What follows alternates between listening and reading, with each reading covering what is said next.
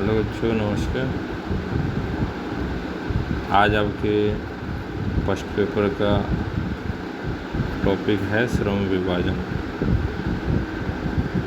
समाज में श्रम विभाजन, इसको इंग्लिश में कहा गया है division of labour in society. The division of labour in society. समाज में श्रम विभाजन दुर्खिम की सबसे पहली पुस्तक है, जिसे उन्होंने फ्रेंच भाषा में नाम दिया था द ला डिवीजन डू ट्रेवल सोशल, जिसका अंग्रेजी भाषा में अनुवाद हुआ the division of labour in society. यह पुस्तक कब प्रकाशित हुई? सन 1893 में। और इसी ग्रंथ की रचना उन्होंने अपनी डॉक्टरेट की उपाधि हेतु की थी। पीएचडी जो करते हैं ना, वो उन्होंने इसी टॉपिक के ऊपर की थी। इस पुस्तक में उन्होंने श्रम विभाजन का विस्तार से उल्लेख किया है और इसके साथ ही श्रम विभाजन से उत्पन्न समस्याओं एवं अनेक उदाहरणों के बारे में बताया। दुर्खिम की यह पुस्तक 3 खंडों में विभाजित है, जिसमें श्रम विभाजन संबंधित विभिन्न तथ्यों को उल्लेख किया गया है। ये जो 3 खंड है वो इस प्रकार है। पहला खंड का नाम है श्रम विभाजन के प्रकार्य, दूसरे का नाम है कारण एवं दशाएं, और तीसरे का नाम है श्रम विभाजन के असामान्य स्वरूप। तो पहले इनके बारे में संक्षिप्त में बता देता हूँ, तीनों के बारे में फिर डिटेल से जानेंगे। श्रम विभाजन जो प्रकार्य है, इसके अंतर्गत दुर्खिम ने सामाजिक एकता के लिए श्रम विभाजन को आधार माना है तथा उसके वैज्ञानिक अध्ययन के लिए कानूनों के स्वरूप, एकता के स्वरूप, मानवीय संबंधों के स्वरूप, अपराध, दंड, सामाजिक उद्विकास आदि अनेक समस्याओं और अवधारणाओं की व्याख्या की है। दूसरा जो इसका पार्ट है, उसमें कारण और दशाओं के अंतर्गत दुर्खिम ने श्रम विभाजन के कारण एवं परिणामों की विस्तार से चर्चा की है। इसका तीसरा जो खंड है, उसका नाम श्रम विभाजन के असामान्य स्वरूप। इसमें इसके अंतर्गत श्रम विभाजन के कुछ असामान्य स्वरूपों का उल्लेख किया गया है। संपूर्ण पुस्तक 14 अध्यायों में बटी हुई है, किंतु अध्यायों की विषय सामग्री उनके शीर्षकों से पूरी तरह बंधी हुई नहीं है। हम यहाँ इस ग्रंथ के आधार पर दुर्खिम के श्रम विभाजन संबंधी विचारों को जानेंगे। तो चलिए शुरू करते हैं श्रम विभाजन के प्रकार्य। प्रकार्य तो आप समझ ही गए होंगे पिता कि प्रकार्य क्या होता है। इंग्लिश में तो इसको फंक्शन कहते हैं, बाकी प्रकार्य यानी एक तरीके से उसका कार्य है, क्रिया।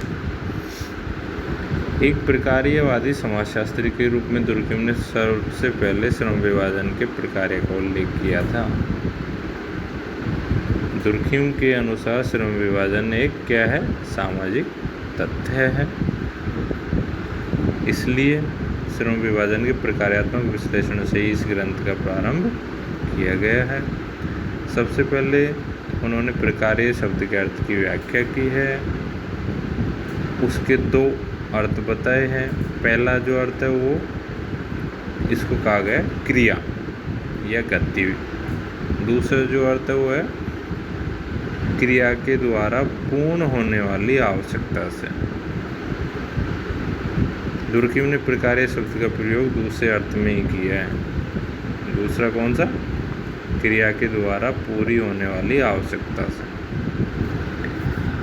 श्रम विभाजन के प्रकार्य से उनका तात्पर्य है कि श्रम विभाजन की प्रक्रिया समाज के जीवन के लिए कौन सी मौलिक आवश्यकताओं की पूर्ति करती है। प्रकार्य का अर्थ उन्होंने परिणाम या प्रभाव से नहीं लिया है, बल्कि भूमिका के रूप में लिया है। प्रकार्यों के अभाव में किसी शरीर या उसके अंगों की आवश्यकताओं की पूर्ति नहीं हो पाती। यानी कि कोई शरीर कुछ काम ही नहीं करेगा तो उसके अंगों की आवश्यकता की पूर्ति नहीं हो पाएगी। दुर्गम समाज को क्या मानते हैं? एक नैतिक वास्तविकता मानते हैं।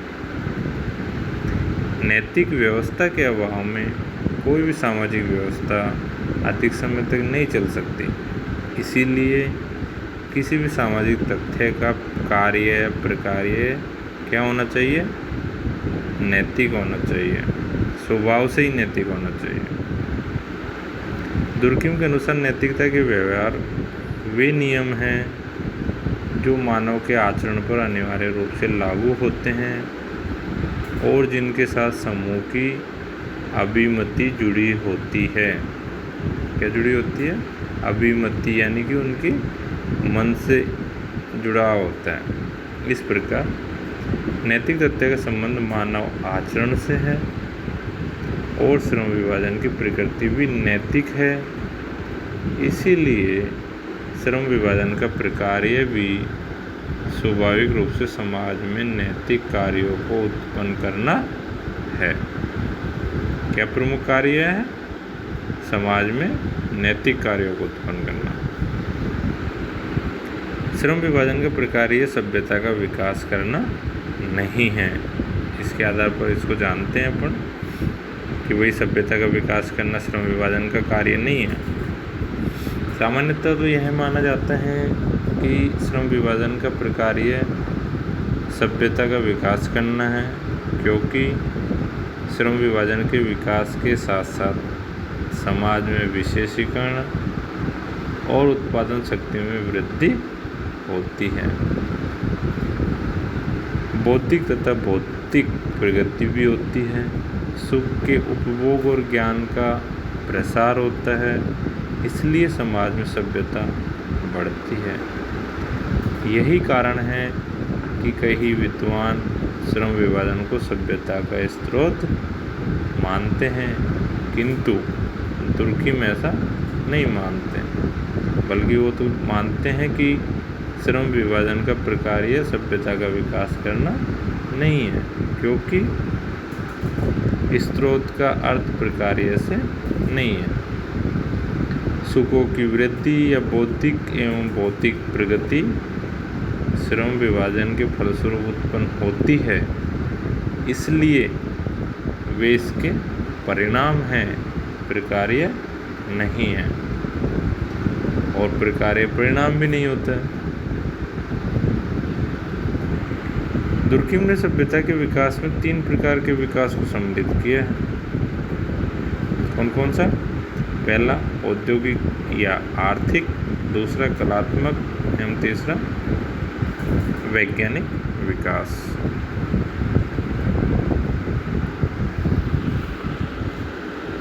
इसके बाद श्रम विभाजन का प्रकार्य नवीन समूह का निर्माण और उनकी एकता है। इसके बारे में दुर्कहिम ने अपने विचार दिए हैं कि भाई श्रम विभाजन का जो प्रकार्य है ना, वो नवीन समूह का निर्माण और उनकी एकता है। दुर्कहिम मानते हैं कि श्रम विभाजन का प्रकार्य समाज के अस्तित्व से संबंधित किसी नैतिकता की पूर्ति करना है। जब समाज के सदस्यों की संख्या और उनके पारस्परिक संबंधों में वृद्धि होती है तो समाज में श्रम विभाजन में भी वृद्धि होती है। नए नए व्यावसायिक एवं सामाजिक समूह जन्म लेते हैं। इन विभिन्न समूहों के बीच एकता उत्पन्न करना समाज के अस्तित्व के लिए बेहद जरूरी है। एकता के अभाव में समाज में व्यवस्था और संतुलन कायम नहीं हो सकते। अतः विभिन्न समूहों के बीच एकता की आवश्यकता एक नैतिक आवश्यकता है और श्रम विभाजन का कार्य इस नैतिक आवश्यकताओं की पूर्ति करना है। जब समाज में परिवर्तन होता है, जीवन की दशाएं एवं आवश्यकताएं बदलती है, तो नवीन समूहों का निर्माण होना भी एक सामाजिक आवश्यकता है और उनकी एकता भी समाज के अस्तित्व के लिए अनिवार्य है। दुर्कहिम